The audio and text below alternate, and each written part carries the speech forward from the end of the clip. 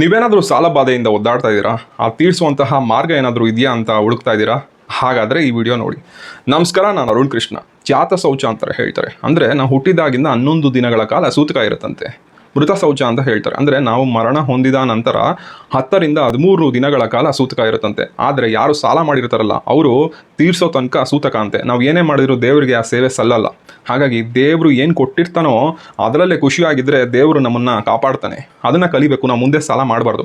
ಯಾರಿಗಾದ್ರೂ ನಾನು ಮುಂದೆ ಸಾಲ ಮಾಡಲ್ಲ ಅಂತ ಸಂಕಲ್ಪ ಕೈಗೊಂಡು ಇರುವಂತಹ ಸಾಲವನ್ನು ತೀರ್ಸೋಕ್ಕೆ ಏನಾದರೂ ಮಾರ್ಗ ಇದೆಯಾ ಅಂತ ಹುಡುಕ್ತಾ ಇರೋರಿಗೆ ಈ ಸ್ತೋತ್ರದಿಂದ ಪರಿಹಾರ ಆಗುತ್ತೆ. ಅಷ್ಟಲ್ಲದೆ ನಾವು ದೈವ ಋಣ ಅಂದರೆ ಪ್ರಕೃತಿದತ್ತವಾಗಿ ನೀರು, ಬೆಂಕಿ, ಗಾಳಿ ಎಲ್ಲ ಸಿಗುತ್ತೆ.